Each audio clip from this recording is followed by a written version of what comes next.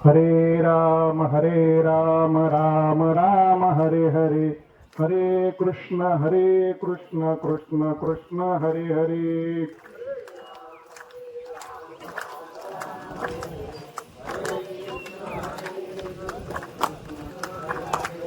हरे राम राम राम हरे हरे, हरे कृष्ण कृष्ण कृष्ण हरे हरे.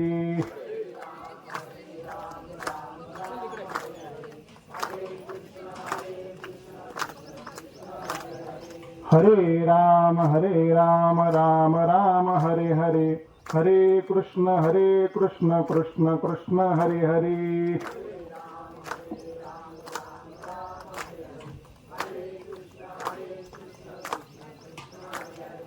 हरे राम राम राम हरे हरे, हरे कृष्ण कृष्ण कृष्ण हरे हरे.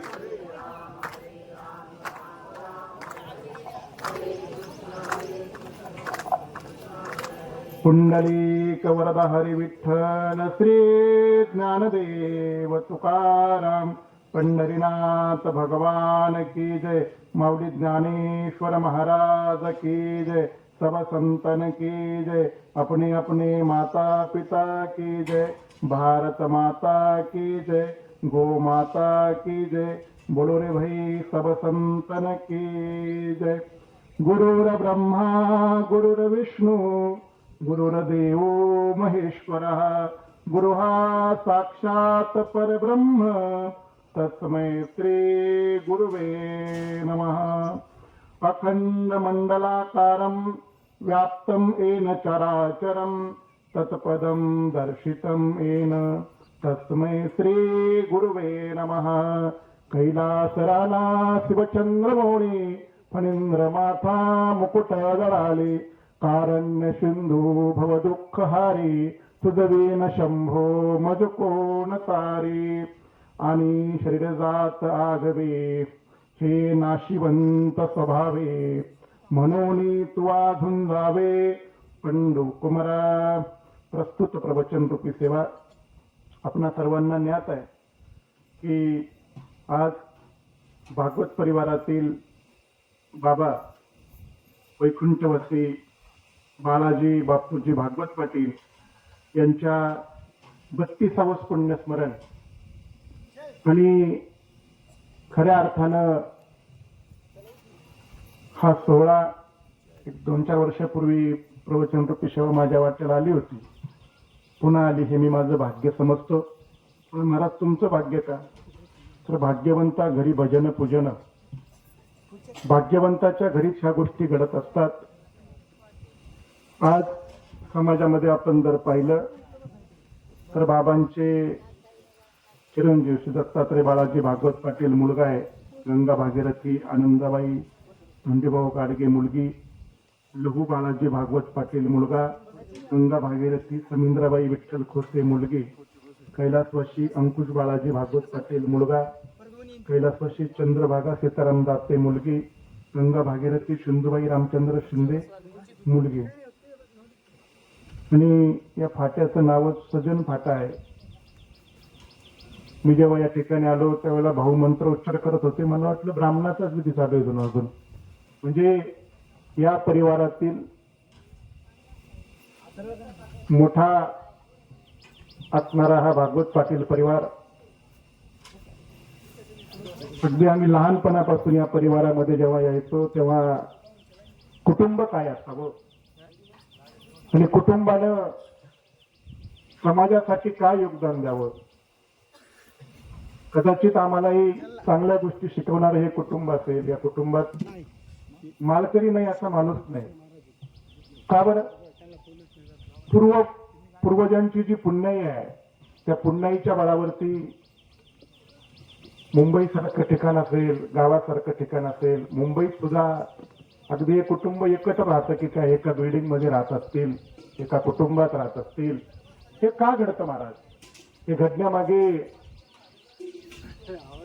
काहीतरी पूर्वजांचा ठेवा असेल, काहीतरी पूर्वजांनी चांगले गुण या परिवाराला दिले असतील, या कुटुंबात चांगले संस्कार घडवले असतील आणि त्या संस्काराच्या बळावरच हे घडतं.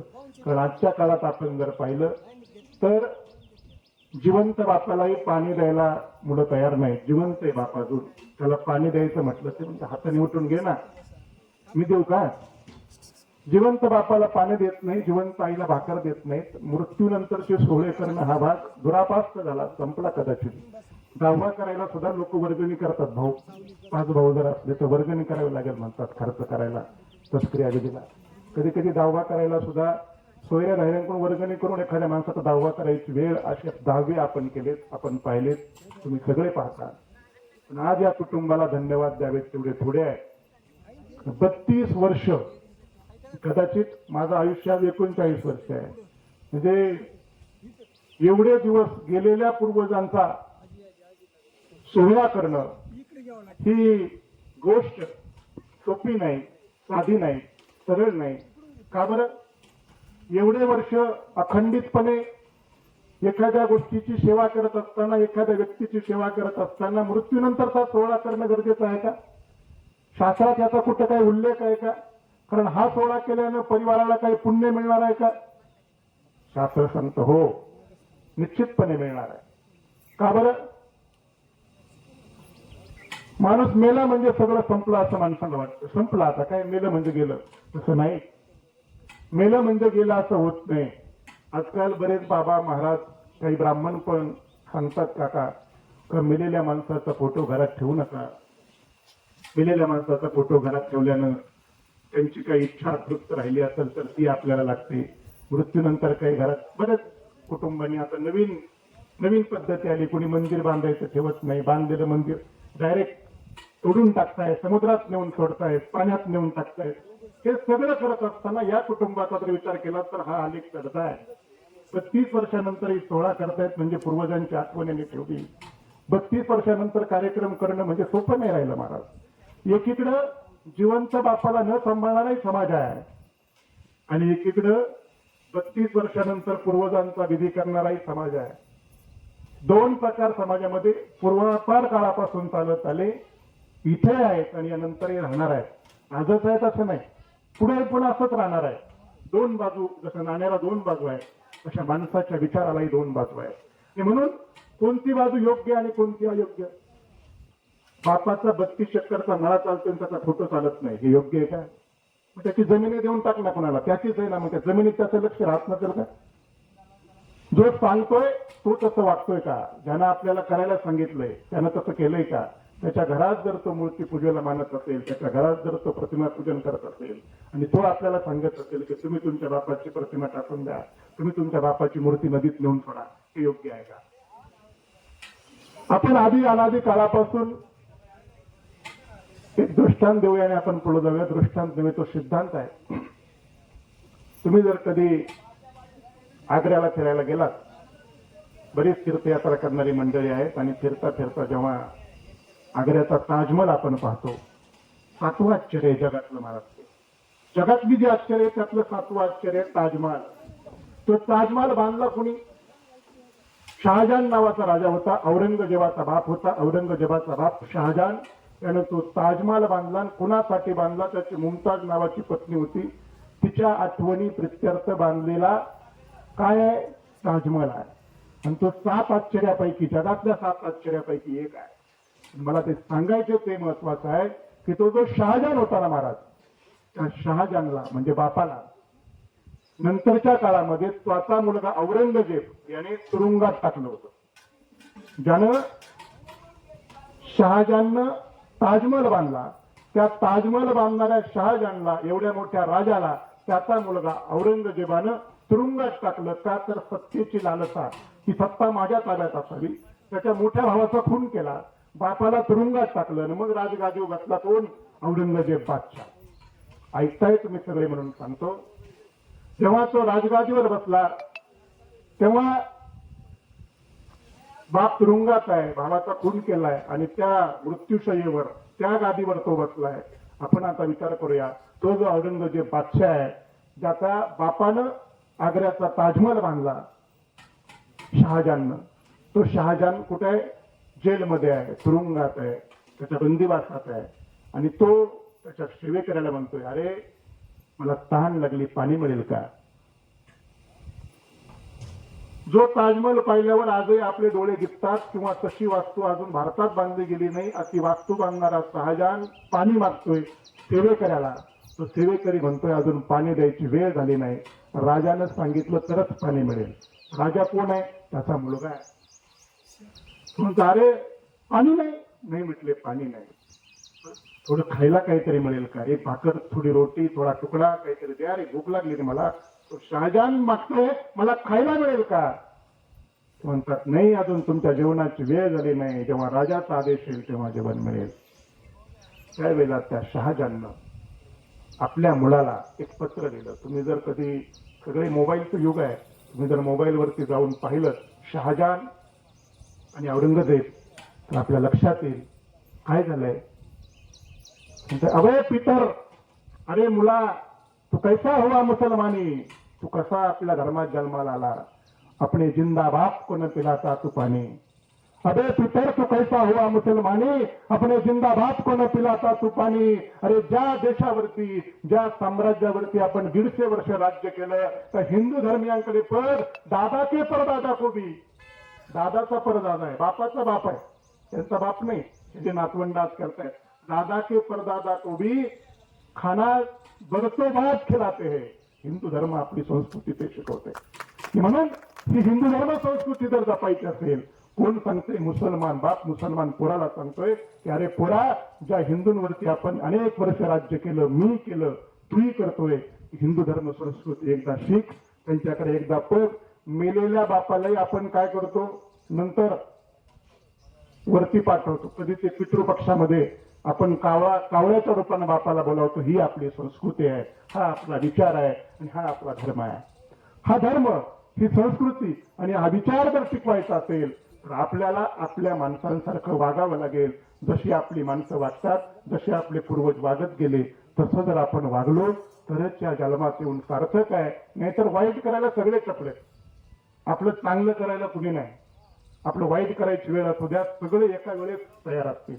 पण आपलं चांगलं करायचं म्हटलं की आपल्याला, मग समजा तुम्ही साधा विषय घ्या, एखाद्या माणसाला चांगलं काम करायचंय, गरीबर गाय गोठ्याचा अर्ज करायचा आहे, गोठा बांधायचा आहे, माझ्याकडे लोक येतात दाखला न्यायला, तेव्हा मग विचारतो काय करता तुम्ही? नाही, गाय गोठ्याचा दाखला आहे. का बरं? तो दाखला करायचा असला का मग बीडीओकडे जा, पुढे जा, चौकशी. एका वेळेस त्या माणसाला सगळे भेटत नाहीत. का भेटत नाहीत? चांगलं करायचे म्हणून. त्याचं वाईट करायचं, त्याच्यावर कारवाई करायची, वरपासून सगळे एका लांगेत येतील आणि तुम्हाला पकडून नेतील. का बरं? वाईट करण्यासाठी सगळे आहेत, चांगलं करण्यासाठी कुणी नाही. चांगलं आपलं आपल्याला करावं लागणार आहे. दुसरा कोणी आपलं चांगलं करायला येणार नाही. दुसरा कोणी आपल्या आयुष्यामध्ये चांगली गोष्ट करणार नाही.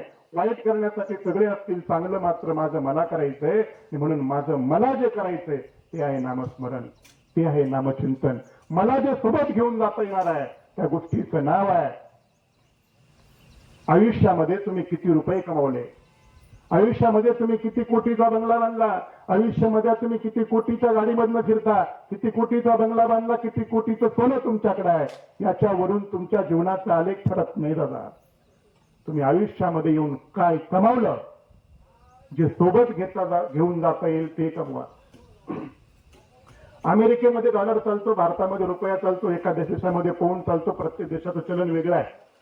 अमेरिकेतला पैसा भारतात चालत नाही, भारतातला पैसा अमेरिकेत चालत नाही. इथला पैसा ट्रान्सफर करून त्या डॉलरमध्ये करूनच मग तिकडे वापरावा लागतो. जर याच पृथ्वीवर इथला पैसा तिथं चालत नसेल, इथला रुपया तिथं चालत नसेल, तर या लोकातलं त्या लोकात चालणार आहे का? मृत्यू लोकातलं स्वर्ग लोकात चालणार आहे का? इथं सगळं जे कमावलं या मृत्यू लोकात, मग तुझं घर असू दे, तुझी संपत्ती असू दे, तुझा पैसा असू दे, हे जर इथंच चालत नाही तर इथलं स्वर्ग लोकात चालणार आहे का? इथलं वैकुंठात चालणार आहे का? इथलं त्या लोकांमध्ये त्याचा काही विनियोग आहे का? तर नाही. इथलं तिथं चालत नाही. मग तिथं काय चालतंय? तिथं जे चालतंय त्याचा विचार तो केलाय का? तिथं तो आयुष्यात काय चांगलं काम केलं ते चालतंय. तिथं तो आयुष्यात कुणासाठी चांगलं कर्म केलं ते चालतंय.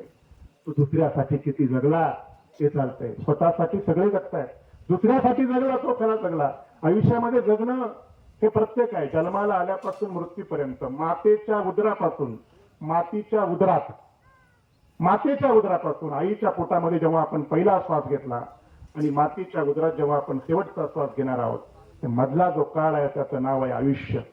आणि ते आयुष्य प्रत्येकाचं ठरलेलं आहे. तुम्हाला कसं काय महाराज, जसं मेडिकलमध्ये आपण गेलो, डॉक्टरने लिहून दिलेली गोळी आपण घेतली, त्या गोळीवरती MFG डेट, त्याची मॅन्युफॅक्चरिंग डेट दिलेली आहे आणि एक्सपायरी डेट पण दिलेली आहे. ज्या दिवशी औषध तयार झालं त्याच दिवशी हे किती दिवस चालणार आहे, 24 महिने चालेल, 1 वर्ष चालेल, 6 महिने चालेल, एक्सपायरी डेट लिहिलेली आहे. तसंच माणसाचं आहे. ज्या दिवशी जन्माला आलो त्या दिवशी मृत्यू ठरलेला आहे. उपजल्या पिंडा, मनाचं सांगत नाही, संतांतो सांगतो, उपजल्या पिंडा मरण सांगाती. ज्या दिवशी जन्माला आलो त्या दिवसापासून मृत्यू आपल्या सोबत आहे. आपण म्हणतो की त्याचा मृत्यूची वेळ आली नव्हती, मृत्यू काळ आला नव्हता. नाही दादा, मृत्यू सोबत आहे, फक्त आम्हाला माहित नाही की आमच्या पाठीमागं तो आहे. तुझ्या उशाला बसलाय काळ, तू जागा आता संभाळ. तुझ्या उशाला तो बसलेला आहे. तू झोपला तेव्हा तुझ्या उशाला आहे, तो उठला तेव्हा तुझ्या पाठीमाग आहे. तो पुढे मागे जसा देव आहे तसाच मृत्यू पण आहे. मृत्यू हा काळ आहे. एक दृष्टांत देऊया आणि पुढे जाऊया. दृष्टांत असा एक पंडित होता, जुन्या काळातला पंडित होता, ज्ञानी पंडित होता. तो ज्ञानी पंडित, एकदा माणूस ज्ञानी झाला की त्याला असं वाटतं आपल्या ज्ञानाचा उपयोग झाला पाहिजे. जुन्या काळातला ज्ञानाचा उपयोग एकच असायचा की राज दरबारामध्ये तो जायचा, राज दरबारामध्ये राहायचा, राज दरबारात राहून राजा जे देईल ते खायचा, त्याच्यावर त्याचा उदरनिर्वाह चालायचा. हा ज्ञानी पंडित झाला. ज्ञानी पंडित ज्या समयाला झाला त्याला असं वाटलं की आपल्या नगरीच्या राजाकडे जावं, त्या राजाची स्तुती करायची. जुन्या काळातले जे पंडित होते राजाची स्तुती, राजाला ज्ञान सांगायचे. मग राजा प्रसन्न झाला की त्यांना दरबारात ठेवून घ्यायचा. याने ठरवलं की आपण आता आपलं शिक्षण पूर्ण झालंय, ज्ञानी झालोय, आता आपण राजाकडे गेलं पाहिजे. तेव्हा राजाकडे जायची वेळ आली. तेव्हा रस्त्याने चाललेला आहे, रस्त्यानं चाललाय. आता मजल दर मजल करत 10, 5, 20 किलोमीटर चाललं की स्वतः एकटाच होता. हाताने बनवून खायचा, हाताने बनवून खाल्ला की पुढे चालायचा. असंच जंगल होतं, वाळवंट होतं. त्या वाळवंटातून चाललेला आहे, जंगलातून चाललाय. जंगलातून चाललेलं असताना असं वादळ आलं आणि त्या वादळामध्ये वाळू हा उडताना पाहतोय. पाठीमागं पाहिलं तर एक घोडा पळत येत होता. त्याने पाहिलं घोडा येतोय, त्याला वाटलं घोडा आपल्या अंगावर येईल म्हणून तो थोडा बाजूला झाला. घोडा पुढे गेला, पुढे जाऊन त्या घोड्याचा काय झाला, वाहक झाला. त्यानं पाहिलं घोडा होता, घोड्याचा वाहक झाला. अरे ही कुणीतरी मायावी जादू आहे, याला असं वाटलं. कुणीतरी राक्षस आहे आणि तो माया करतोय. ज्ञानी पंडिताला वाटला राक्षस आहे. त्याला समोर पाहिलं, वाहक पळतोय, घोड्याचा वाहक झालाय, तो पळतोय. समोर एक वाटसरो, याला आवाज द्यायचा आहे, कारण तू बाजूला हो, तुला तो वाघ आलाय, तो खाईल. पण वाघाच्या भीतीनं याची बोबडी बंद झाली, त्याला काय बोलता येईना. मग त्या समयाला झालं काय, तो पुढचा जो माणूस चालला होता ना, त्या वाघानं त्याला खाल्लं. यानं पाहिलं, मागे येत असताना अगोदर होता घोडा, घोड्याचा झाला वाहक. मागे येत असताना एक काळा कुट्ट माणूस झाला आणि याच्या समोर उभा राहिला. पण त्यानं नमुन्याला नमस्कार केला. तो म्हटला, तुम्ही ज्ञानी पंडित आहात, मला माहित आहे. याला वाटलं बरं आहे, हा काय आपल्याला मारायला आला. त्या पुढल्याला खाल्ले, आपल्याला काही यानं मारलं नाही. ते म्हटले, कोण आहात तुम्ही, मी ओळखलं नाही. म्हटले, मी काळ आहे, मी यम आहे. तुम्ही अगोदर घोडा होता, नंतर वाहक झाला, आता माणूस झाला. ते म्हटले, हो. तो पुढचा जो चालला होता ना, त्याची तारीख, त्याची वेळ, त्याचा टायमिंग माझ्याकडे आला होता. त्याला आणायला मी आलो, घोड्याचा वाहक झालो आणि त्याला खाल्लं. आता पाठीमागं चाललोय. बरं झालं तुम्ही भेटलात, ज्ञानी पंडित आहात, आनंद वाटला. याला राहवलं नाही कुणालाही. आता आपल्या समोर मृत्यू आला ना, आपल्याला सोडून चाललं, आपण काय म्हणणार, बाबा रे आता त्याची तारीख आहे, माझी तारीख कोणती तेवढं सांगून जाणार. तो म्हटला, तुमची तारीख मला माहित नाही. ज्या दिवशी आणायचं ना त्या दिवशी वरून फॅक्स येतो आणि त्या फॅक्सवर मी तिकडून अपलोड होतो, मी डाउनलोड करतो मोबाईलच्या भाषेत. मग डाउनलोड झालं की मग मात्र त्याला न्यायची त्या दिवशी कळतं. म्हटले, हो का, त्या दिवशी कळेल का. म्हटले, हो त्या दिवशी कळेल. पण एक सांगा ना, मी ज्ञानी पंडित आहे, निदान एखादी अशी घटना असेल तर तिथं मी जाऊ नये, तिथे गेल्यावर माझा मृत्यू होईल.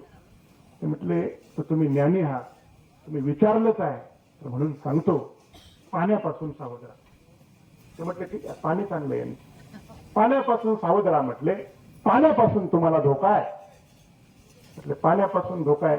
हा चालला होता राजाच्या राज दरबारामध्ये, पाण्यापासून धोका. याने ठरवलं इथून पुढे पाण्यापासून जपून राहायचं. राजदरबारामध्ये गेला, यथायोग्य पद्धतीने राजाला त्यानं ज्ञान सांगितलं. राजा खुश झाला. राजदरबारामध्ये तो राहू लागला. राजदरबाराचा राजगुरू झाला. अनेक वर्ष गेली, 25-30 वर्ष गेली असतील. 25-30 वर्षानंतर राजानं राजपुरोहित म्हणून त्यांची नेमणूक केली, सगळ्यात ज्येष्ठ म्हणून हा ज्ञानी पंडित. पण हा कायम पाण्याला घाबरायचा. कधी नदीजवळ जायचं नाही, कधी समुद्राजवळ जायचं नाही, कधी पाण्याजवळ. पाणी प्यायचं म्हटलं तरी छोट्या बाटलीतनं प्यायचा, अगदी चमच्यानं पाणी प्यायचा. इतका पाण्याला घाबरायला लागला. का तर पाण्यात मृत्यू हे काळ सांगून गेला आहे. 30 वर्ष झाली. 30 वर्षानंतर काळ आपला मृत्यू पाण्याचा याची भीती याच्या मनामध्ये कायम राहील. याचा योग्य कालांतरानं त्याच्या घरामध्ये, त्या राजाच्या दरबारामध्ये त्याचा मुलगा उपवर झाला. त्या मुलाची पत्रिका यानंच जुळवली. कुणी? राजपुरोहित होते, याने जुळवली. पत्रिका जुळवल्याच्या नंतर त्या राजाचं, राजपुत्राचं लग्न ठरलं. पण आता लग्न ठरलं कुठं? शेजारच्या राज्यामध्ये. शेजारच्या राज्यात जायला कुठून जायचं होतं? नदी पार करून. म्हणजे राजा, सगळं ठीक आहे, पण मला काय पलीकडे येता यायचं नाही. ते म्हटले का? नाही म्हणले, मग आता वय झालं माझं, मला कशाला पलीकडे. हे काय राजाला खरं सांगे ना. पण राजा राजा असतो. राजाने सांगितलं, तुमची काय अडचण आहे ती मला सांगा, ती मी पूर्ण करतो. पण तुम्हाला मात्र तुमच्या हाताने विवाह सोहळा झाला पाहिजे. तुम्ही पत्रिका जुळवली, तुम्ही नसल्यावर लग्न कसं होणार? ते म्हटले राहुलं नाही. त्याने राजाला विचारलं की राजा, खूप दिवसापूर्वी मला काळ भेटला होता आणि काळाने मला सांगितलं होतं की तुला पाण्यापासून धोका आहे, म्हणून मी पाण्याचं. काय सोपं आहे म्हटले, एवढं काय अवघड आहे? पाण्यापासूनच धोका आहे ना. मी राजा आहे, आपल्याला पलीकडे नगरीकडे जायचंय. ज्या नदीवरून जायचंय त्या नदीवरून लाकडाचा पूल बनवून टाकू, तुम्हाला शामियानात बसू, महिन्यात बसून तुम्हाला पलीकडे नेऊ, काय अडचण नाही म्हटलं. त्याला म्हटलं बरं राजा आहे, काही करू शकतो, काही अडचण नाही म्हटले. हो, काही अडचण नाही. आदल्या दिवशी वराडी मंडळाचं जुन्या काळातलं लग्न होतं, राजाच्या मुलाचं लग्न होतं.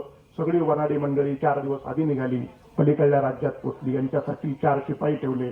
पूल तयार झाला, लाकडी पूल तयार करून नदीच्या पलीकडे जायचं. हो म्हटले, पलीकडे जायचं. राजा म्हटला, साधू म्हटलं काही धोका तर नाही ना? हो म्हटले, काय माझे सेवेकरी तुमच्या सोबत आहे, किती पाणी येऊ द्या, तुम्हाला उचलून नेतील पलीकडे, धोका नाही काय? बरं म्हटले, ठीक आहे. हे पुढे गेले. ते म्हटले तुम्ही 2 दिवसांनी लेट निघा, काही हरकत नाही, तुम्ही लग्नात दिवशी घरी आले तरी चालताय. ते म्हटले ठीक आहे, जाऊ. प्रवास सुरू झाला. मेन्यामध्ये हे साधू महाराज बसले. मेन्यामध्ये बसल्याच्या नंतर पुढे प्रवास चालू झाला. त्या गावाला जायचंय, ज्या नगरीमध्ये जायचंय त्याच्या अलीकडे 2 मुक्काम होते. एक मुक्काम झाला, दुसऱ्या मुक्कामाला हा राजा थांबला होता, साधू थांबला होता. राजांचे पुढे गेले होते. साधू थांबलेला असताना शेजारच्या राज्यातील एक प्रधान जवळ आला. त्याने सांगितलं की साधू महाराज, बरं झालं तुम्ही भेटले. म्हटले काय झालंय? म्हटले काही नाही, आमच्या राज्याने एक संकल्प केलेला आहे आणि त्याचं म्हणणं असं आहे की कोणी साधू, कोणी ब्राह्मण, कोणी चांगला माणूस भेटला की त्याला त्याच्या वजना इतकं सोनं दान करायचंय. त्याला असं वाटलं लग्नातला आहेर जेव्हा मिळेल तेव्हा मिळेल. वजना इतकं सोनं देणारा राजा आहे. म्हटले हो आहे ना. म्हटले ठीक आहे, मग कुठे जायचंय? म्हटले नदीला जावं लागेल. नदीला? नको नको नको. नदी तुझं सोनं तुलाच राहू दे. नदीला काही मी येत नाही, पाण्याची मला भीती आहे. तुम्हाला विचार करू लागला. नदीला मी नाही येणार. मी म्हटले ठीक आहे, हो तुम्ही येणार नाही, पण राजाचा संकल्प तर पूर्ण झाला पाहिजे. राजाचा संकल्प असा आहे की जेवढं हत्तीचं वजन आहे तेवढं सोनं तुम्हाला दान करायचे, तुम्हाला ते मिळणार आहे. म्हणजे हत्तीच्या वजन इतकं. अगोदर याला वाटलं माझ्या वजना इतकं देत होता, आता हत्ती केवढा असेल, त्याच्या वजना इतकं सोनं किती असेल. सोन्याचा मोह कुणाला चुकला नाही. जसं सीतामाईला सोन्याचा मोह झाला. सीतामाईला कशाचा झाला उदाहरण देऊन आपण पुढे जाऊया. सीतामाईला सोन्याचा मोह झाला. वनामध्ये सीतामाई बसलेली आहे. सोन्याचं हरिण सोनं होतं का? नव्हतं. हरिणही खरं होतं का? नव्हतं. सगळं खोटं होतं. पण त्या सीतामाईला ते खरं वाचलं आणि खरं वाचल्यामुळे पतीला पाठवलं त्या हरणाला मारायला. मोह कशाचा झाला? त्या सोन्याच्या हरणाची चोळी शिवायची म्हणे. कोण? सीतामाई. देव शेजारी आहे आणि देवाची पत्नी सांगते मला त्या सोन्याच्या हरणाची चोळी शिवायची. त्या बायकोचं देवालाही ऐकावं लागलं. देवानं बाण सोडला, तो मारीची मारला गेला. मारीची राक्षस होता. तुम्ही रामायण ऐकलं, त्यात मी वेळ घालवणार नाही. तुम्ही सगळी बसलेली मंडळी माझ्यापेक्षा ज्येष्ठ आहात, हुशार आहात, अनेक कीर्तनकार तुम्ही उघडून पेलेले आहात, त्याच्यामुळे मला काही त्यात वेळ घालवायचा नाही. पण ते जे करत असताना सोन्याचं हरिण खोटं होतं. तो राक्षस होता, मारीची होता, रावणाचा मामा होता, तो गतप्राण झाला. मला सांगायचंय काय की चोळीसाठी सोन्याच्या हरणाचा मोह सीतामाईला सुद्धा आवडता आला नाही. सोनं किती श्रेष्ठ आहे, त्याची किंमत आज 1 लाखाच्या आसपास आहे. तोळा 10 ग्रॅमला 1 लाख आहे आज. सोन्याच्या हरणाचा मोह असणारी सीतामाई, तिला नंतरच्या काळामध्ये रावण आला आणि उचलून पुढे घेऊन गेला. आणि लंका कशाची होती ऐकताय तुम्ही सगळे म्हणून सांगतो. इथं चोरीसाठी सोनं पाहिजे होतं. देव शेजारी होता, देवाची आठवण नव्हती, सोन्याचा मोह झाला. तिथं सारी लंका सोन्याची होती, पण तिथं मात्र देवाला आठवत होती. राम राम राम राम, सारखं राम राम म्हणत होती. जिथं जगाचा बाप शेजारी आहे तिथं सोनं आठवत आहे, आणि जिथं सोन्याची लंका आहे तिथं मात्र देव आठवतोय. हीच माणसाची गोष्ट आहे. तुम्ही आणि सीता, आम्ही या मोहात पडलो आहे. आम्हाला हा मोह, इथं मोह, थोडासा मोह, थोडंसं सोनं. आज 4 तोळे घेतलं का माणूस खुश होतो. 4 तोळे घेऊन आलो, वा वा वा, सोन्याचा मोह आहे. पण एकदा का राम गेला, या शरीरातला राम गेला, तो आहे तोपर्यंत एकमेकाला रामराम आहे. एकदा का तो गेला की मग सगळं संपलं, काहीच सोबत राहत नाही, सगळं जातं. मग मला सांगायचं काय, त्या सोन्याचा मोह त्या साधूला पण झाला. त्याला म्हटलं हत्तीच्या वजन एवढं सोनं, काय हरकत नाही म्हटले. मग काय करा, ते म्हटलं तुम्ही काय नदीत यायची गरज नाही, पण हत्तीचं वजन करायची पद्धत त्या काळात वेगळी होती. आता वजन काटा आता आला.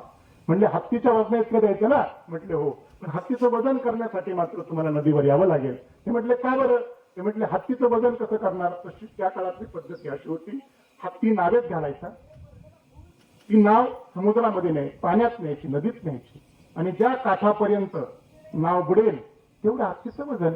ते म्हटले ठीक आहे, सोपं आहे, मी लांबूनच पाहायचं ना. म्हटले हो, तुम्ही लांबून पहा, तुम्ही काय जवळ यायची गरज. हे सगळं विसरलं इकडचं.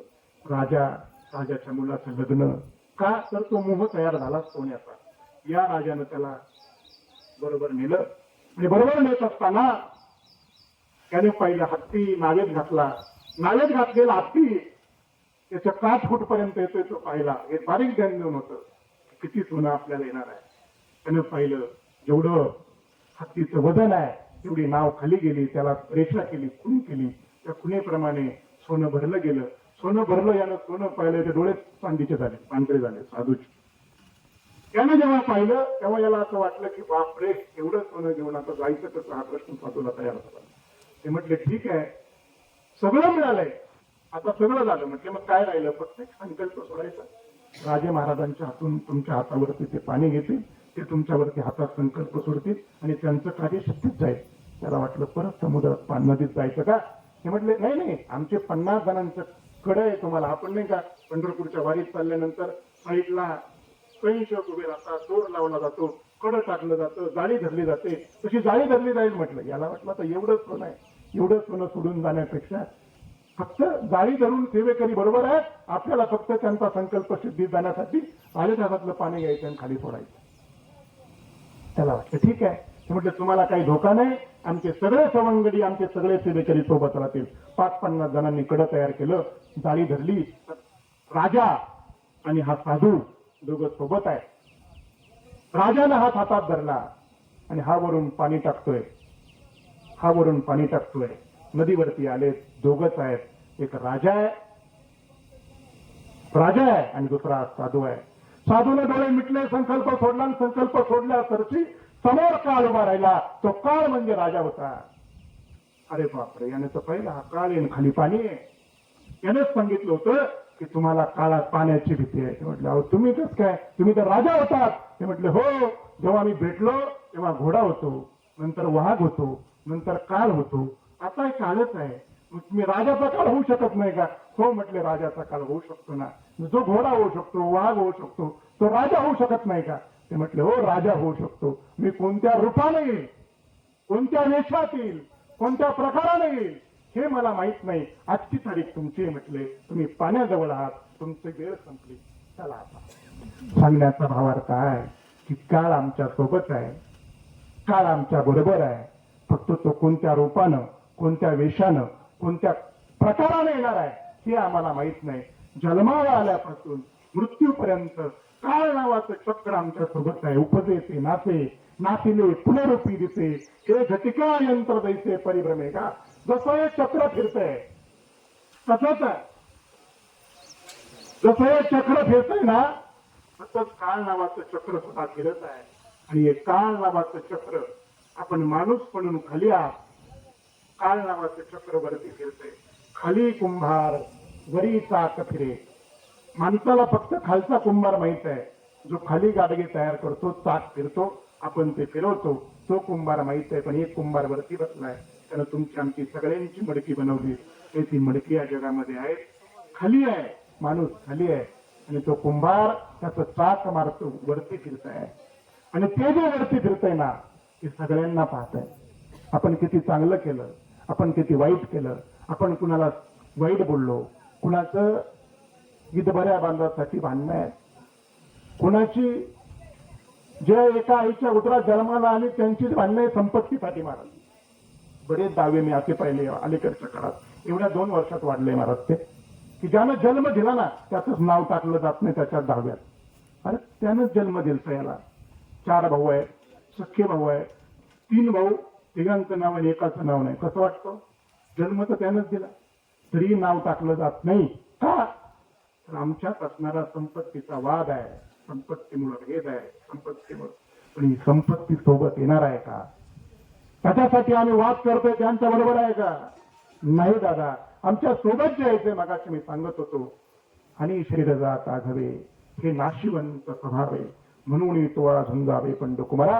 हे पंडुकुमारा हे अर्जुना या जगातली सगळी शरीर नाचणारी आहेत. सगळी मग स्त्रीचं असू द्या पुरुषाचं असू द्या प्राण्याचं असू द्या कुणाचंही शरीर जे आहे ते नाचणार आहे ते संपणार आहे. मी सांगत नाही माऊली महावैष्णव आणि अंत्यराजे 2ऱ्या अध्यायातील 136 क्रमांकाच्या ओळीमध्ये सांगतात आणि शरीर जात आगवे हे नाशिवंत स्वभावे म्हणून तुला झुंजावे पंडुकुमारा. तुझं शरीर एक दिवस संपणार आहे नाचणार आहे नाशिवंत आहे. किती दिवस तू जगणार आहे तुला ठाऊक नाही. किती दिवस तुझं आयुष्य आहे तुला ठाऊक नाही. ज्याचं भरलं तो जगत नाही. ज्याचं भरलंय ना त्याला किती प्रयत्न करा तो जगत नाही. आणि ज्याचं सरलंय तो जगत नाही. त्याची वेळ संपली त्याला किती प्रयत्न कोणत्याही डॉक्टरकडे न्या कुठेही न्या त्याला ठरलेला मृत्यू त्या तारखेला निश्चित आहे. ज्याचं भरलं तो जगत नाही आणि ज्याचं सरलंय त्याला किती प्रयत्न केला तरी तो उरत नाही. त्याचं सरलं तो कसा उरेलो. आपण कुठेही जा कुठल्याही डॉक्टरकडे न्या कारण जगाच्या पाठीवर विज्ञानाला सगळ्याचा शोध लावता आला पण 1 ml रक्त सुद्धा तयार करता आलं नाही. 1 ml रक्त तयार करायला काय अवघड आहे पण नाही अजून. 1 ग्रॅम मांस या शरीराचं कातडं काढून त्या कातड्याला लावता येईल पण या शरीराचं वापरावं लागेल. दुसरं आपल्याला सूट होत नाही. अगदी बोन मॅरो ट्रान्सफर पर्यंत आज शक्य नाही. एखाद्याचा बोन मॅरो काढून दुसऱ्याला भरता येतो पण बोन मॅरो तयार करता येत नाही. रक्तातली मज्जा संस्था जी आहे ती तयार करायचं विज्ञानात नाही हो. का बरं. एक मध्यंतरी अजूनही तो माणूस जिवंत आहे की त्याच्या डोक्याचा भाग काढून पोटात ठेवला. त्याच्याच पोटात तो ठेवायची व्यवस्था आहे दुसऱ्याकडे नाही. का तर पुन्हा ऑपरेशन डोक्याचं करायची तर वेळ आली पुन्हा टेन्शन वाढू नये म्हणून तो भाग पोटात ठेवला आणि तो जिवंत आहे. सांगायचे काय की हे जे देवानं दिलेलं यंत्र आहे त्या यंत्रातच ती ताकद आहे की आपलं शरीर शरीरातल्या पेशी जिवंत ठेवायची. दुसरीकडे कुठल्याच यंत्रात ती ताकद नाही. आपल्याला याचं रक्त काढून त्याला भरता येईल रक्त निर्माण करता येणार नाही. याचं कातडं काढून पायाचं काढून डोक्याला लावता येईल पण दुसरं कातडं तिथं चालणार नाही. सांगण्याचा भावार्थ आहे की देवाला जे शरीर दिलं ते फुकट दिलं. त्याने आपल्याकडून 1 रुपया घेतला नाही. ते फुकट दिल्यामुळे आपल्याला त्याचं महत्व नाही. डॉक्टरकडे गेलो 32 दात देवानं दिले. डॉक्टरने 1 दाताची किंमत 12,000 लागतील म्हटले. का कारण साईडचे 2 बारीक करून चित्रा वाचवावं लागेल. 3 टाकावे लागतील एकाच वेळेस. एका दाताची किंमत जर 12,000 आहे देवाने मला 32 फुकट दिले. आम्ही विचार केलाय का देवाने प्रत्येक गोष्टी आम्हाला डबल दिल्या. मला कसं काय डोळे 2 दिले एकाला जर काही झालं तर दुसरा वापरता येईल. कान 2 दिले एकाला झालं तर तुम्हाला मला नाक एकच दिलं ना. नाक जर एक असलं तरी नाकाला पुढ्या 2 आहे. एका नाकात सर्दी झाल्यावर दुसरी नाक पुढी शिल्लक आहे. हे झाले बाहेरचे. हात दोन आहे, पाय दोन आहे, डोळे दोन आहे, कान दोन आहे, नाक जरी एक असलं तरी पुढ्या दोन आहेत. आज सुद्धा डबल आहे. डबल आहे, हो डबल आहे. किडन्या दोन आहे. एक किडनी खराब झाली, दुसऱ्या किडनीवर माणूस जगू शकतो. हृदय एक आहे, पण हृदयाला धडपा दोन आहे. हृदयाला धडपा दोन आहे. एक धडप ऑल असते मध्ये, त्या ऑलच्या बाजूला हृदय आहे. इकडचं हृदय आणि तिकडचं हृदय, डावी बाजू उजवी बाजू ही हृदयाची आहे. डोकं एक आहे, पण मेंदू दोन आहे. लहान मेंदू आणि मोठा मेंदू. तर देव किती हुशार आहे, सगळ्याला स्टेपनी दिली देवानं. जर दिली नसती तर अडचण किती मोठी झाली असती. देवानं प्रत्येक गोष्टीला स्टेपनी दिली. गाडीला जशी स्टेपनी आहे, टायर पंक्चर झाला, हा काढून तो लावा, तुम्ही पुढचा प्रवास चालू ठेवा. तसाच आमचा प्रवास आहे, तसंच आमचं चालणं आहे आणि तसंच आमचं बोलणं आहे. मृत्यूनंतर आम्हाला चालायचंय, हो चालायचंय, चालावं लागतं, हो चालावं लागतं. मृत्यूनंतरचं चालणं मात्र एकट्यानं चालायचंय. मृत्यूपर्यंत आपले सखे सोबती नातेवाईक सगळे सोबत असतील, पण मृत्यूनंतरचं चालण्याला मात्र कोणी नाही. मृत्यूनंतरचं चालणं एकट्यानं चालायचंय. एक अंत्ययात्रा चालली होती आणि अंत्ययात्रा चालू असताना, जेव्हा अंत्ययात्रा चालू आहे, ती अंत्ययात्रा जेव्हा चालू होती तेव्हा अंत्ययात्रेमध्ये आपण सगळ्यांनी अंत्ययात्रा पाहिली. माझ्यापेक्षा तुम्ही सगळ्यांनी जास्त पाहिले असतील कदाचित. अंत्ययात्रेमध्ये काय असतं, तो जो कोणी जवळचा आहे, तुम्ही एकदा मरून पहा म्हणजे कळेल. हा काय सांगताय, हो मेल्यावर कळेल. आपलं सगळं तयार आहे. मृत्यूनंतर आपली सगळी विल्हेवाट लावणारे तयार आहे. आपल्याला 4 जण खांदा देणारे तयार आहेत की लाकूड तयार आहे. ते लाकडावरती आपल्याला बांधलं जाईल, त्या लाकडात तिरडी बांधली जाईल, त्या तिरडीवरती झोपवलं जाईल. मृत्यूनंतर तर सगळं तयार आहे, फक्त एकदा मरून पड. सगळं तयार आहे असंच एकानं ठरवलं आणि तो मृत्यू पावला. मृत्यू पावल्याच्या नंतर तो जो शिकारी घेऊन चालतो ना पुढे, त्याला कोण आपणच तयार केलेला असतो, त्याचं नाव आहे मुलगा. तो मुलगा पुढे चाललेला आहे. मुलगा पुढे चाललाय, नातेवाईक पाठीमागे चाललेत. रस्त्यानं चाललेले अंत्ययात्राचा समजा विरोधीचा विचार करूया. या सदन फाट्यावरती आली पुढे स्मशानभूमीत न्यायची. स्मशानभूमीत न्यायची. सदन फाट्यावरती एक गावातला सावकार आडवा झाला आणि सावकाराने सांगितलं थांबा. ते म्हटले काय? म्हटले काही नाही, ही ज्याची अंत्ययात्रा चालली ना, त्या अंत्ययात्रेवाल्याकडं माझे 15 लाख रुपये घ्यायचं बाकी आहे. म्हटले 15 लाख? ते पुढे जे शिकारी घेऊन चाललं होतं ना, तिथंच ते ठेवलं. ते म्हटलं हे म्हातारीची अंत्ययात्रा कोण करायचा तो करेल, पण हे 15 लाख कुठून द्यायचे. त्यानं तिथं ठेवलं. 4 खांदेकरी होते, त्यांनी जागेवर ठेवलं.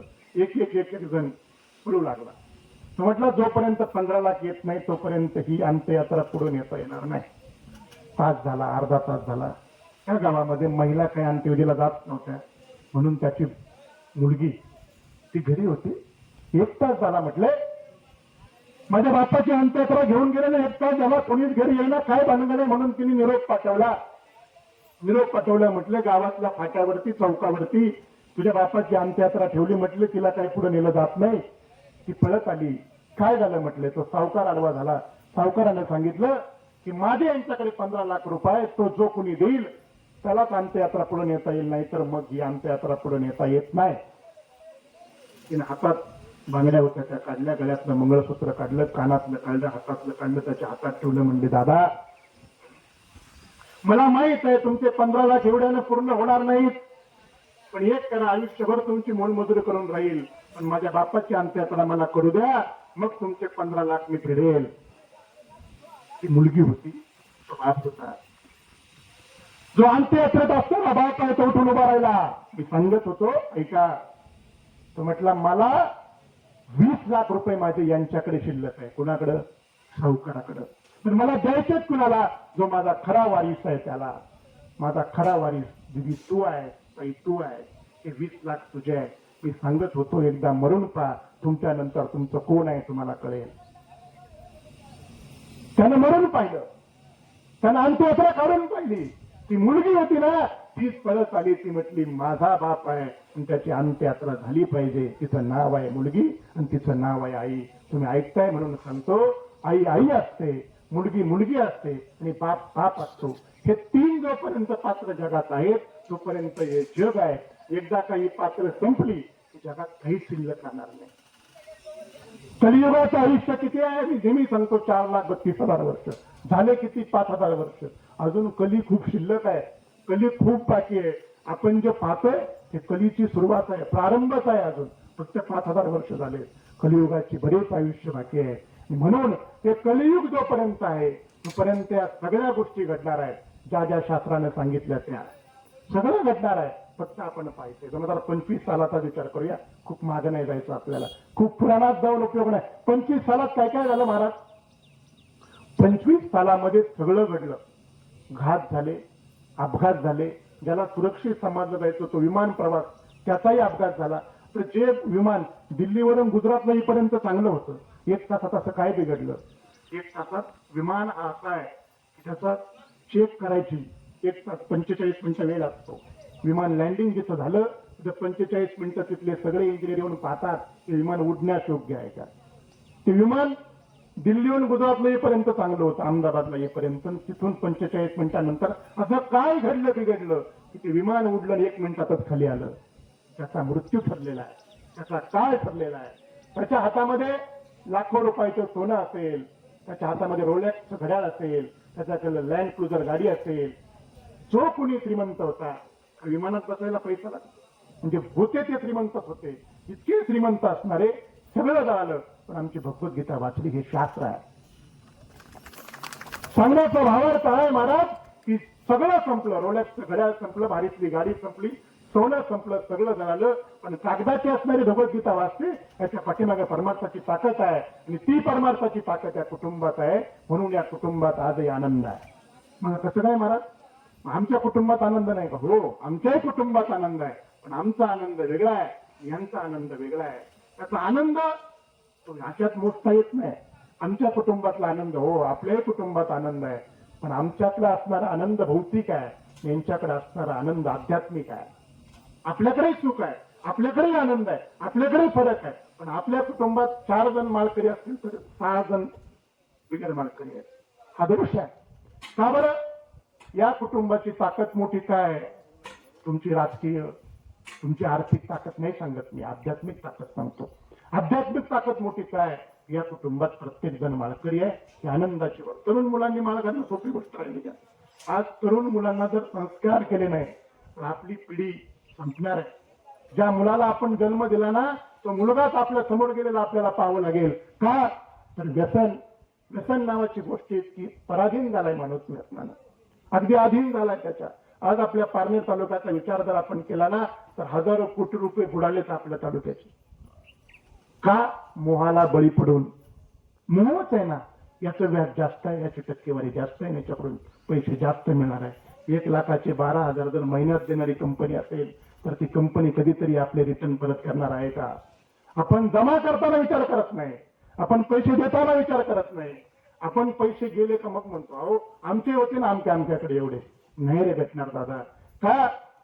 कारण 1 लाखाला 12,000 कुठे भेटू शकतात महिन्याला? कुठेच मिळत नाही. अशी कोणती कंपनी कुठे पैसे गुंतवते की त्याच्यातून त्याला 12,000 रुपये महिन्याला येतील 1 लाखाचे?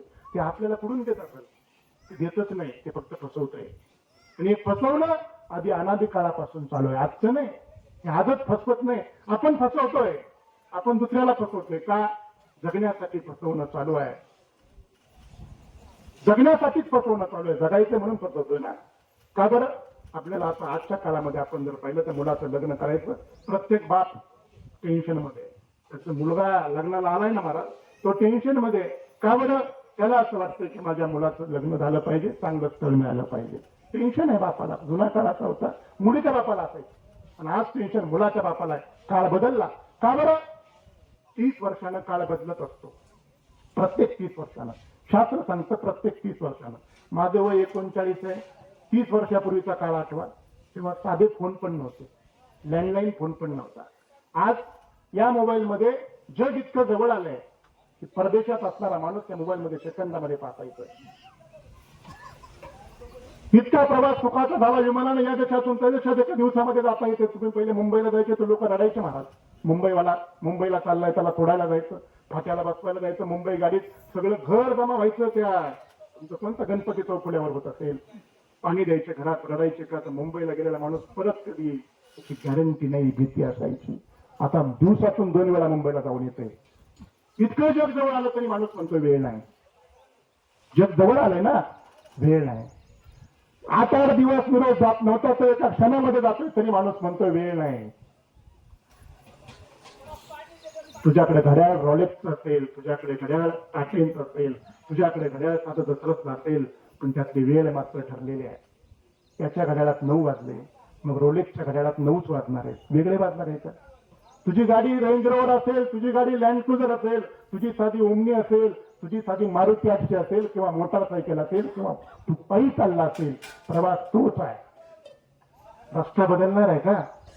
रस्ता तोच आहे, प्रवास तोच आहे, वेळ तीच आहे, माणसं तीच आहे.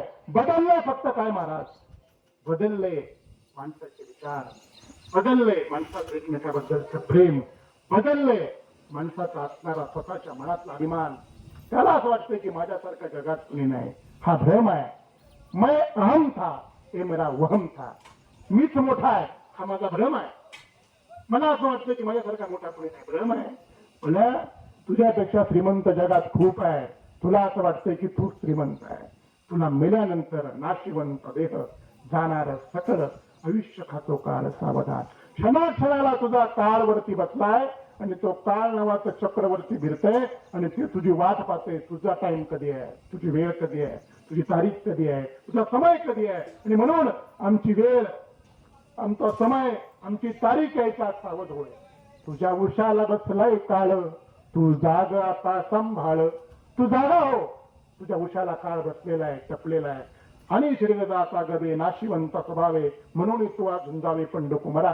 अर्जुनाला भगवान श्रीकृष्ण सांगतायत तू लढ, तुझं काम तू कर. तुझं काम काय आहे? लढणं आहे. तो म्हणताय माझे नातेवाईक समोर आहेत, माझे इष्ट समोर आहेत, माझे गुरु समोर आहेत, यांना मी कसं मारू? पंडुकुमार म्हणजे अर्जुन, आणि त्याला सांगणारा देव आहे. देव सांगतो तू त्यांना मार. त्यांचं कार्य संपलंय. त्यांना मारणं हे तुझं काम आहे. तुझं काम तू कर. म्हणते माझं काम काय आहे? अरे ते म्हणले नाही ना मारता येतो देव. अरे नाचणारच आहे, हे शरीर संपणारच आहे. तू नाही मारलं तरी कुणीतरी मारणार आहे, हे ठरलेलं आहे. एक दृष्टांत देऊन आपण ठरवलं. एका माणसाने ठरवलं मरायचं म्हणून, का तर त्याला आत्महत्या करायचा विचार त्याने केला. शेवटचे 5-10 मिनिटं आपण घेऊया ना, लांबलेले विचार थांबूया. तो म्हटलं मरायचं, आत्महत्या करायची वेळ आली. आत्महत्या करायची, मग त्याने पर्याय काय शोधला? मुंबईमध्ये राहत होता. मुंबईमध्ये राहत असल्या कारणानं त्याला वाटलं आता काय करावं. रेल्वे स्टेशन आहे, रेल्वे स्टेशनच्या रुळाखाली आपला जीव द्यावा म्हणजे मरेल. त्याने मरायचं ठरवलंय. रेल्वे स्टेशनला जीव द्यायला चाललाय. हातात बॅटरी आहे. रात्रीची 1 वाजले आणि ते 1 वाजता नाही का दुपारच्या रात्रीच्या वेळेचे सुटतात नाही सुट्टीवाले, ते नेमकं त्याच्या ओळखी जपडून येत होते. आणि पाहिलं कुठं चालला? रामभाऊ कुठं? म्हणलं काही नाही, जीव द्यायला चाललो. कशासाठी? म्हणला जीव द्यायचा आहे. मग बॅटरी कशाला आहे? काही मध्ये आलं तर? अरे मरायचंच, मग भीती कशाची आहे? तुला मरायलाच जायचंय, मग काही येऊन मर, नाही तर तिकडे जाऊन मर. ते म्हटले नाही. त्याला वाटलं आजचा दिवस फेल गेला, आता उद्या काय केलं? भायखळ्याचा मोठा पूल आहे. तुम्ही बरेच मुंबईकर मंडळ इथे बसतात म्हणून सांगतो. त्या भायखळ्याच्या पुलावर 25-30 फुटाचा उंच पूल आहे. त्या पुलावर उडी टाकू म्हटला म्हणजे मी मरल. पहाटेचे 4 वाजलेत.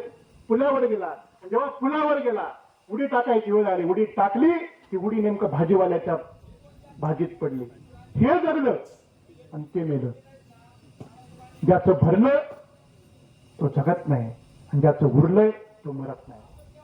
ज्याचं भरलं तो जगत नाही, त्याला काही प्रयोग करा. याचं भरलंच नव्हतं. वरून उडी टाक, तू रेल्वे खाली जायचा प्रयत्न कर, तू औषध घे, तुला काय करायचं ते कर. तू जर भरलं नसेल तर तू जगणार आहे. पण नाही महाराज, मी राखेल ओतून घेऊन मेलो तर अर्धा जळशील, अर्धा शिल्लक राहशील. तुझं भरलंच नाही, तू मरणार कसा? मी औषध घेऊन मेलो तर डॉक्टरकडे नेऊन तुझं उलट करून औषध बाहेर काढतील. तू जगणार आहे, मरणार नाही. मी आत्महत्या करायचे प्रयोग सांगत नाही महाराज, पण मरायचं ठरवा. मरायचं म्हणून जर जगलं तर निश्चितपणे माणूस चांगला जगतो. मरायचंय, मला एक दिवस हे सोडून जायचंय. मी नाही सांगत, माऊली सांगतात की तैसे शरीराच्या लोपी सर्वथा नाशू नाही स्वरूपी, म्हणून तू नारोपी भ्रांती बापा. तुझ्या मनातला भ्रम, तुझ्या मनातली शंका ही नाहीच कर. का तर शरीर मेलं म्हणजे सगळं मरत नाही, शरीर गेलं म्हणजे सगळं संपत नाही. तुझ्या मनातला भ्रम आहे. मृत्यूनंतर चालावं लागतं. हो, मी नेहमी सांगतो, मृत्यूनंतरचं चालणं हे खूप महत्वाचं आहे. मृत्यूनंतरचं चालणं काय आहे?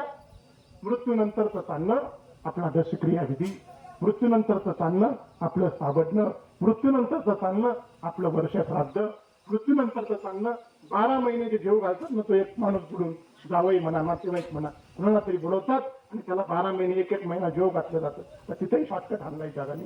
4.5 महिने का 5.5 महिनेच केले ते पण. का? वेळ नाही. मी सांगत होतो वेळ सगळीकडे आहे, फक्त आपण त्याचा सदुपयोग करत नाही. या कुटुंबाचं भाग्य आहे की 32वा पुण्यस्मरण. 32. आपलं माझं तर लहानपणापासून बाबा गेले मला आठवत नाही. 32 वर्ष पुण्यस्मरण करणं सोपी गोष्ट आहे का? म्हणून ज्याच्या भाग्यामध्ये जे आहे भाग्यवंता घरी भजन पूजन त्याची वाट पाहिलं रघुनंदन. अरे देव त्याची वाट पाहतो. देव त्याचं भाग्याने घडतं. हे पूजन कुणाचे आपल्या नशिबात आपलं निदान जावं पक्का होतो की नाही गॅरंटी नाही महाराज. काय सांगता येते पुढचं? कुणी पाहिलंय? कारण कोरोना काळातले दावे कुणी पाहिले का? कोरोना काळात असे दावे, अरे ज्याने हजारो दावे केले असतील त्याच्या मोठीला 8 लोक असायचे. 1000 दाव्याला तो गेला, निदान ज्याच्या दाव्याला गेला त्याच्या घरातलं एक आलं असतं तरी 1000 लोक झाली असतील. त्याची माणसं 8 माणसाचा त्याचा दावा झाला. ज्याने असंख्य मौती केल्या, कैक मौतींना तो गावात मरू द्या कोणी बी ते हजर आहे. गावात कुणी मेलं का ते मौतीला जायचं. आणि त्याच्या मौतीला माणसं किती 4 महाराज. मौत झाली कुठं? नगरला. कशात झाली महाराज? त्या लाईटच्या याच्यावरती. का? त्याची फक्त हाडकं बाहेर आली, चेहराही पाहता आला नाही. कोरोनाचा काळ असा होता की तिथं कुणीच कुणाच्या जवळ येत नव्हतं. हे शास्त्र आहे की आपला मृत्यू पाहिला आपण नाही. आपण मेल्यानंतर आपल्या घराबाहेर गर्दी जमेल, पण ती पाहायला आपण नसणार आहोत. आपल्याला माहित नाही आपल्याला उचलायला कोण येणार आहे. म्हणून जोपर्यंत आहे तोपर्यंत माणसानं माणसाशी माणसासारखं वागणं हा खरा धर्म आहे.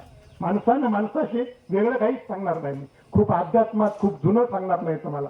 अगदी आजचं सांगेल की माणसानं माणसाशी माणसासारखं वागलं का सगळं झालं. काहीच करू नका. तुम्ही पंढरपूरला नाही गेला तरी चालेल, तुम्ही वारी नाही केली तरी चालेल. का? मी नेहमी सांगतो घरातल्या आई वडिलाला सांभाळा. पंढरपूरच्या वारीला जायची तुला गरज नाही, गॅरंटीने नाही. कसं काय नाही? कारण पंढरीचा पांडुरंग कोणासाठी आला? पुंडलिकासाठी. परब्रह्म आले का आलं? पुंडलिकाने काय केलं? आई वडिलाची सेवा केली. दुसरं काय केलं? आई वडिलाची सेवा केल्यावर जर परब्रह्म भेटीसाठी येत असेल, नाही का आपल्याला परब्रह्म येऊ द्या, पण आपल्या आई वडिलाची सेवा आपण जिवंतपणे केली. जिवंतपणे म्हणतो मी, जिवंतपणे पाणी दिलं, जिवंतपणे अन्न दिलं, जिवंतपणे काही लागत नाही. महत्वाची गोष्ट आहे. माणसानं वयस्कर असावं पण सोयीस्कर असावा. महाराज तुम्ही सांगताय 2 बाजू. हो, म्हाताऱ्या माणसाने सुद्धा सोयीसारखं धरावं. वयस्कर असावं पण सोयीस्कर असावं. सोयीस्कर असलं का काहीच त्रास नाही. आपणच आडवं चालत राहिलं ना म्हातारी माणसं, मग पोरांना तर तेच लागत आहे. पोरांना तेच पाहिजे. काय म्हातारच आमचं शान नाही, म्हातारीच आमची ऐकत नाही. आपण जर सोयीस्कर असलं, वयस्कर माणसं सुद्धा चांगलं आयुष्य जगू शकतात, चांगलं जीवन जगू शकतात. चांगलं आयुष्य जगायला शरीर महत्वाचं नाही, मन महत्वाचं आहे. मनात काय आहे? आपल्या पूर्वजांबद्दल प्रेम किती आहे? आपल्या पूर्वजांबद्दल आदर किती आहे? मनाचं सांगणार नाही.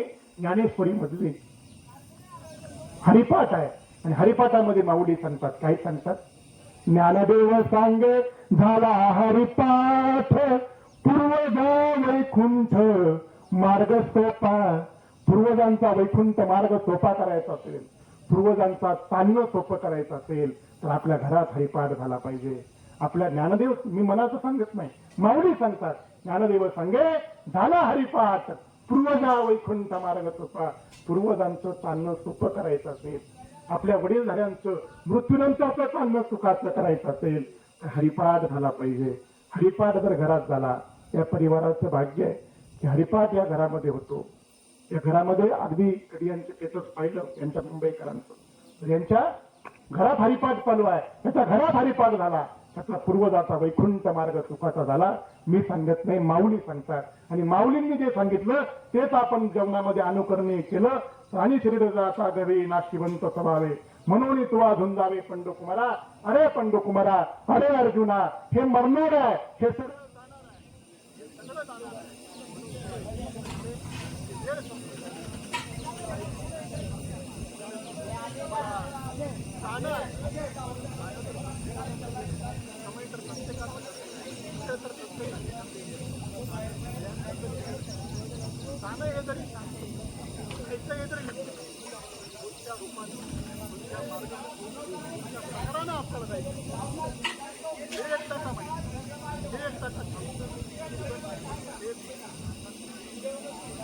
जाना आहे तो ऐकायचा राहणं बाकी नाही. ऐकायचं असं का परत यावं लागणार नाही. काय मिळावं? मोक्ष काय?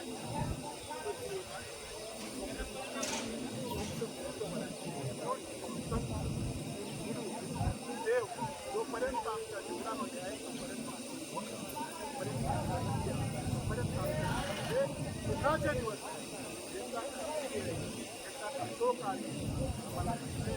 आध्यात्मिक पदार्थ लागतात. ज्याचे आध्यात्मिक पदार्थ कोणते आहेत? नामचिंतन आध्यात्मिक पदार्थ आहे.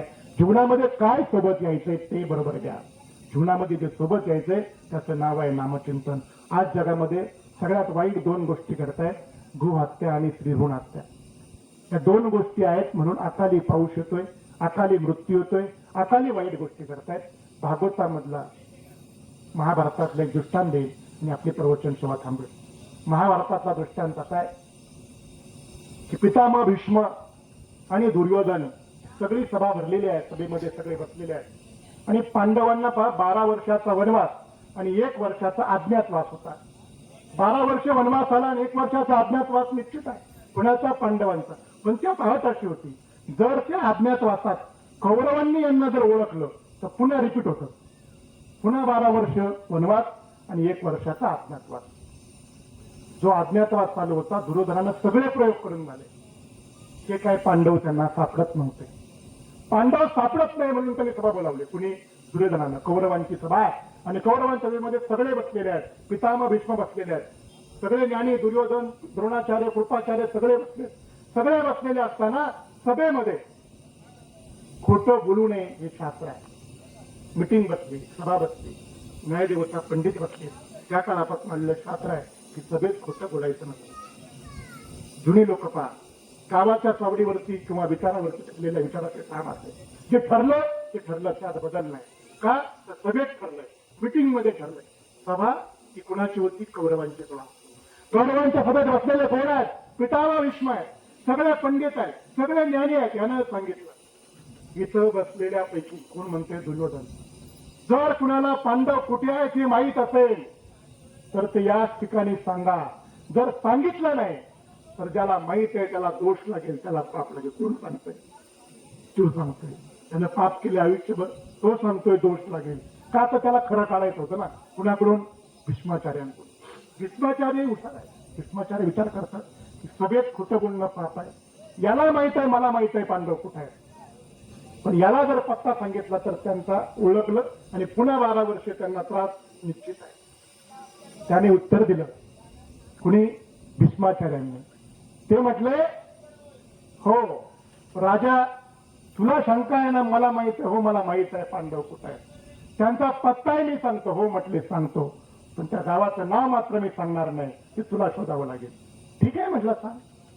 जिथं पांडव आहेत तिथं दुष्काळ नाही, जिथे पांडव आहेत तिथे अकाली मृत्यू नाही, कोरोनासारखी महामारी नाही. जिथे पांडव आहेत तिथे अकाली मृत्यू नाही, तिथे दुष्काळ नाही. आता नगर तू शोध. त्या नगरीत पांडव पाचही त्याच ठिकाणी आहे. त्याने नगर शोधायला चालू केली.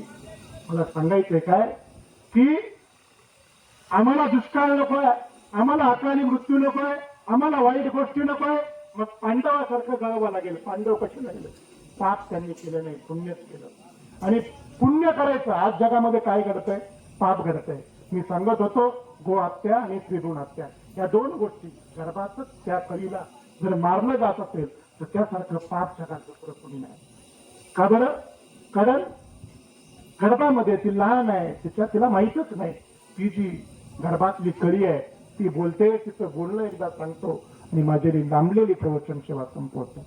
9 महिने 9 दिवसांनी झाली जगबदनाची घाई, वैशाच्या दिव्यापायी नको पण ती विधवाई.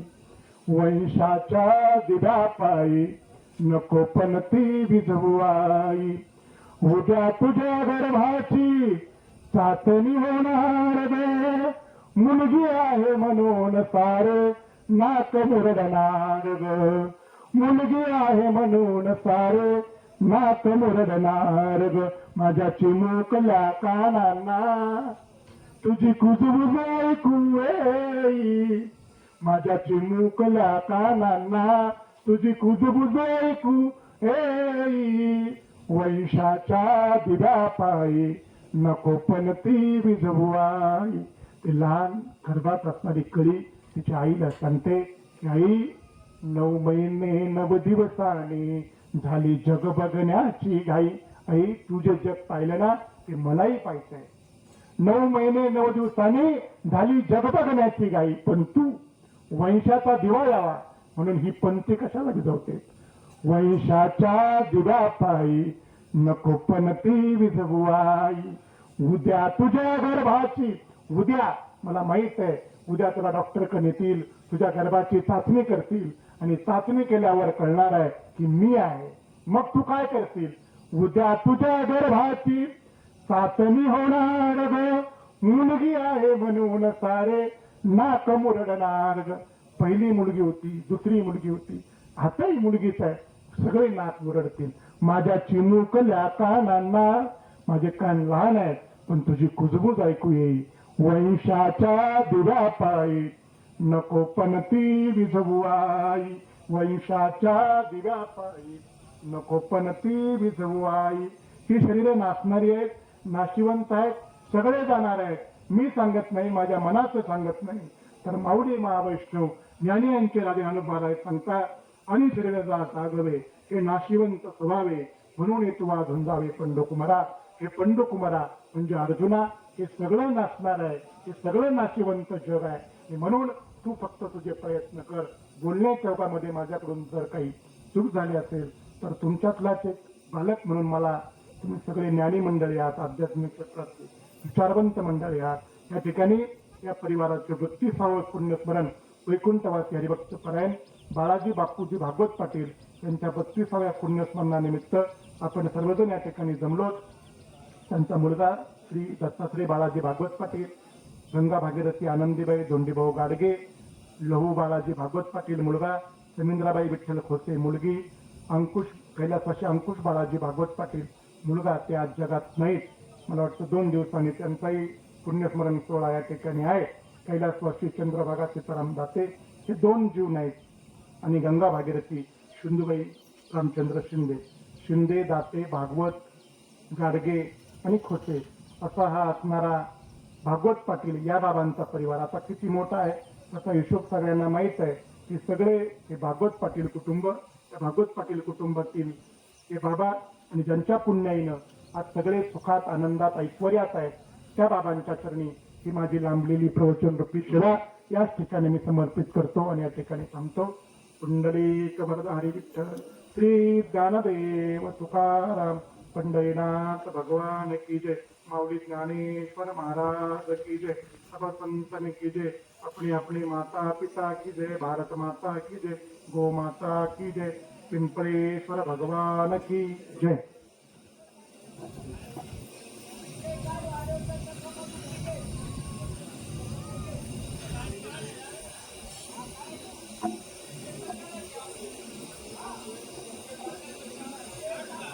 आपण सर्वजण मागच्या वर्षी या ठिकाणी हरिभक्त परायण शिवाजी महाराज रेपाळे यांचे प्रवचन समाप्त करतो. त्यांचा जो संकलन झालेला आहे ते या ठिकाणी जमा करणार आहे. सर्वांना धन्यवाद देऊया. खऱ्या अर्थानं जीवनामध्ये काय मिळवायचं हे जर आपल्याला मिळवायचं असेल तर ते पुण्यकर्म करावं लागतं. आपली प्रवचन रूपी सेवा या ठिकाणी समर्पित झालेली आहे. त्यानंतर पुढचं जे नियोजन असेल तुमच्या पद्धतीने पत्नीदान पूजा करायची का आरती कसं आहे, आरती बोला ना, बोला तुमचं बोला.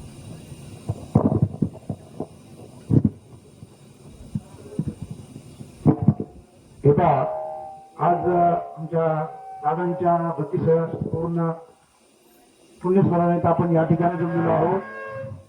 आपण सर्वजण आलात, आपलं सर्वांचे सहर्ष स्वागत आहे, अभिनंदन आहे. प्रत्येक वर्षीप्रमाणे याही वर्षी आम्ही हा कार्यक्रम आयोजित केला होता. आपण सर्वजण खरोखरच आपलं सर्वांचं पाहुणे मंडळी असतील, लांबून आले सर्वांचं आभार आहे. मी दादांना विनंती करतो, आपण प्रथम आपल्या दादांबद्दल 2 शब्द बोलावी विनंती करतो.